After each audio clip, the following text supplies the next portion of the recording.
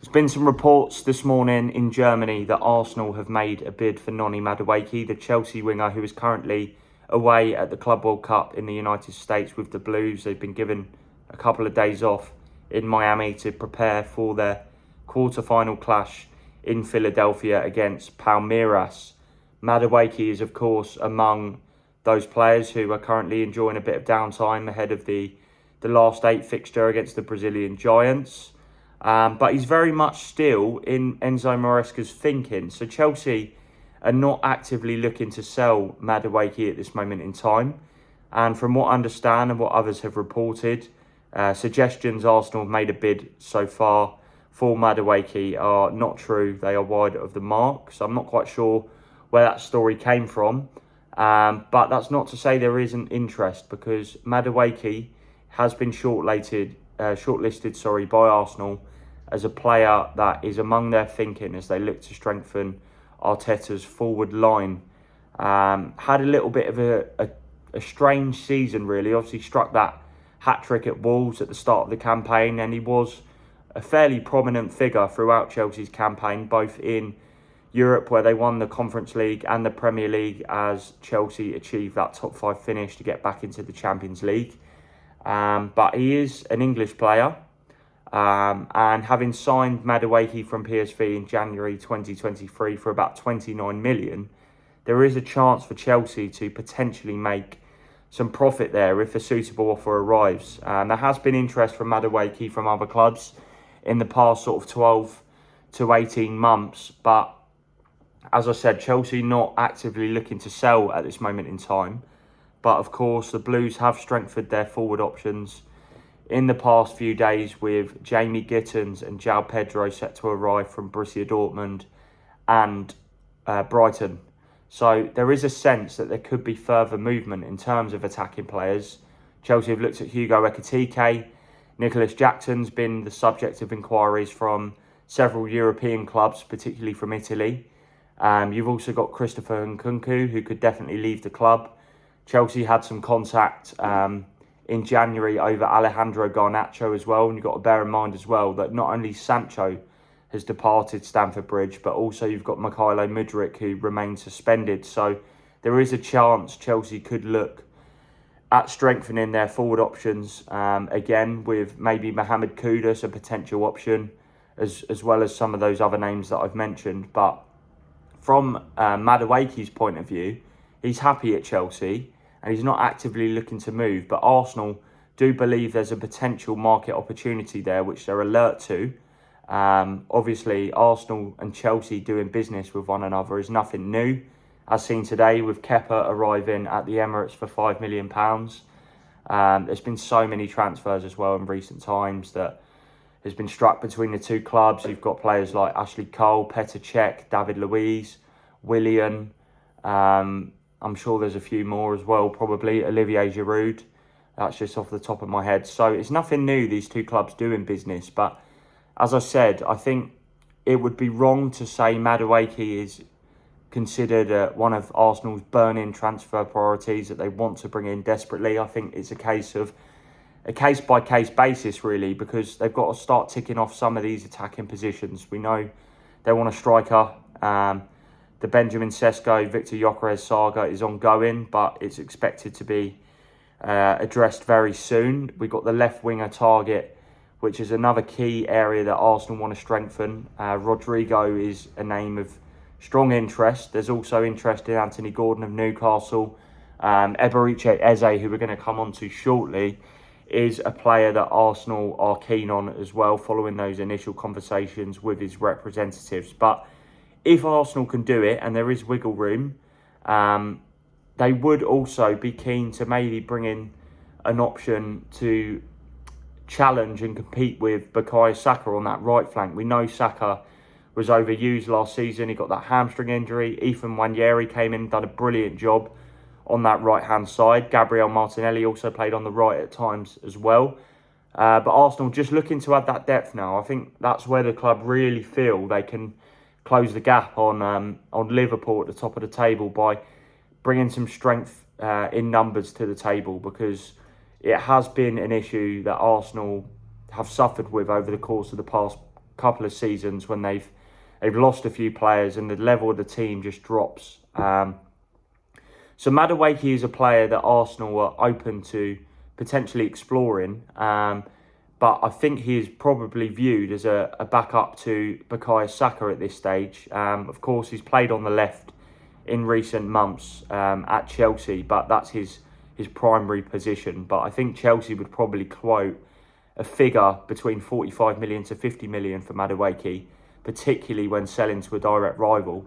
So I'm not sure Arsenal would push ahead with a deal at those numbers, but we'll have to wait and see because the contacts have been made, not on a club-to-club level, but Arsenal have made checks with Madueke's representatives. We've seen Andrea Berta has been doing that on multiple occasions, really, throughout the course of the past few weeks.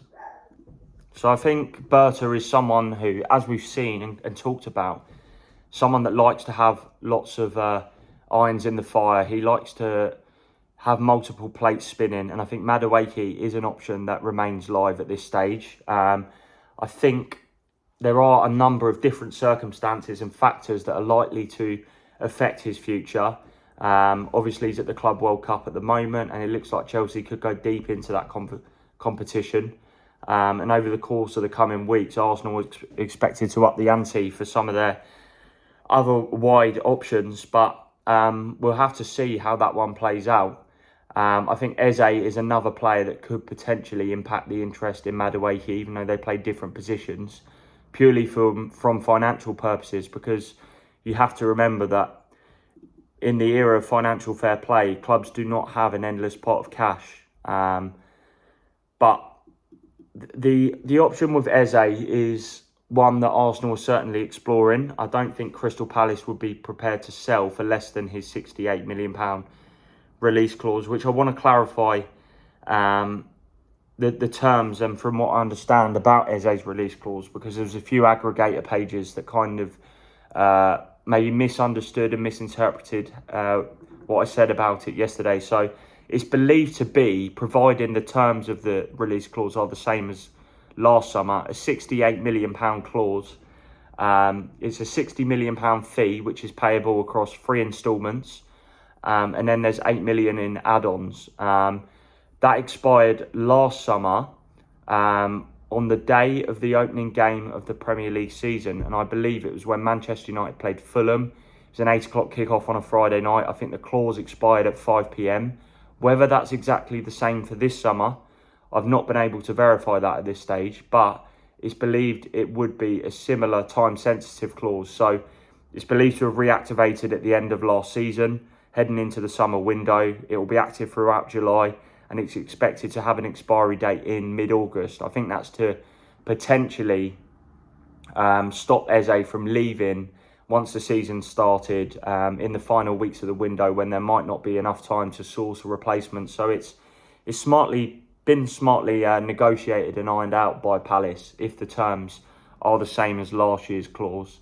But Arsenal emerging as strong favourites for Eze if they decide to follow up interest, because Tottenham's interest at this moment in time is believed to have cooled slightly. They have huge admiration for the player, but obviously it's a big fee.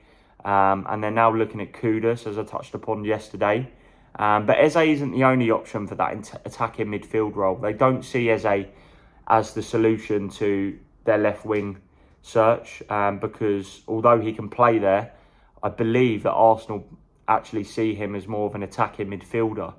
Of course, they play 2 number 8s. Martin Odegaard hasn't really had fierce competition, even though he's the club captain. So Eze is a player that can come in and really strengthen that area of the squad. So Morgan Rogers is another one that Arsenal like. There have been ongoing contacts with his representatives just to gauge an understanding of his situation. Obviously, Aston Villa have done a little bit of late dealing in terms of their women's side, balancing their books to ensure they were fully compliant with PSR regulations before the June 30th deadline. Villa don't want to sell Rodgers. That's clear, and it would cost an astronomical fee to prize him away from Villa Park. But Arsenal are 100% among his admirers alongside Chelsea. But I do kind of believe it would take a monster fee, probably north of what Arsenal would have to pay Palace for Eze for Rodgers. So that does plunge that move kind of into a little bit of doubt. That said, if there are sales at Arsenal in the forthcoming weeks, then you don't know how much they'll have to spend. Obviously,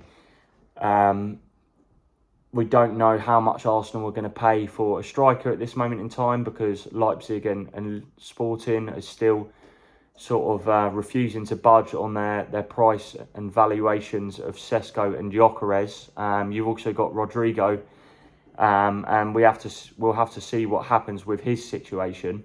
But Arsenal are looking to strengthen that forward line with a number of statement signings, which would really sort of send a message to Liverpool and City that they certainly mean business, as they look to finally win that first Premier League since 2004. So Berta has been looking at multiple options. Gordon remains an option. You've got Madueke, who's probably viewed likely as a right wing cover for Bukayo Saka. Rodgers is in the mix as well, but I do highly doubt that move is possible, purely because of financials. I think, as I said, Villa don't want to sell, and although they've not been scared to sell, having cashed in on Duran in January, also losing Douglas Luiz last summer, I don't believe that's a deal really that is highly probable at this stage. I think Newcastle will want to fend off interest in Gordon too, but obviously Arsenal do have cash at their disposal. So they've, once the Norgard deals and Zubamendi deals go through, plus potentially Mosquera, who Arsenal are trying to do for around £70 million, which is about 20 million euros. Arsenal spending would be about 87 to 88 million. Norgard, from what I understand, is likely going to be about 10 mil up front, 2 mil in add-ons.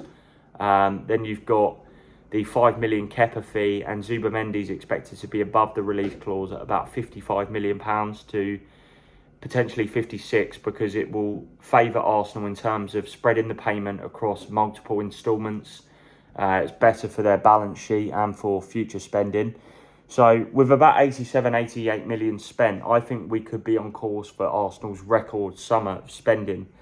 That doesn't factor in the cash that they'll probably raise through sales, with a number of players still likely to go for the exit door. We've got players like Zinchenko, Reece Nelson, Albert Sambi, Lokonga. There's several others, Fabio Vieira, that could raise some much needed cash to help the reflection of their finances on from an accounting point of view. But Arsenal's record spend is about 211.5 million, which was in the summer of 2023, when they got David Raya on initial loan from Brentford for 3 million loan fee before triggering that permanent option they had the following summer. So last summer, obviously, Rice arrived for a club record and British record £105 million. Havertz came from Chelsea for £65 million, including add-ons. And then there was Timber as well for 38.5 million, including add-ons from Ajax. So, you know, once Arsenal have maybe got that left winger and striker and Mosquera through the door, they could be looking at a record spend, club record spend. But of course, lots has to happen between now and then. But we're certainly going to see some movement in the coming weeks, and it does appear to be that things will progress now we're into July. Just one last thing I wanted to touch on, a bit of Brentford news. I broke this morning that Antoni Milambo has undergone his medical at Brentford ahead of his proposed £21.25 million switch from Feyenoord. Young attacking midfielder, Holland under-21 international, expecting a formal announcement soon. It's £17 million up front with £4.25 million in add-ons. Milambo was a target under Thomas Frank before Frank went to Spurs. But Keith Andrews has helped convince the player to join the club. There's been extensive talks with Brentford's new manager, and he's done all his media work, and we can expect a formal announcement really soon. Don't forget to hit the subscribe button and the like button, and I'll be back with another video very soon.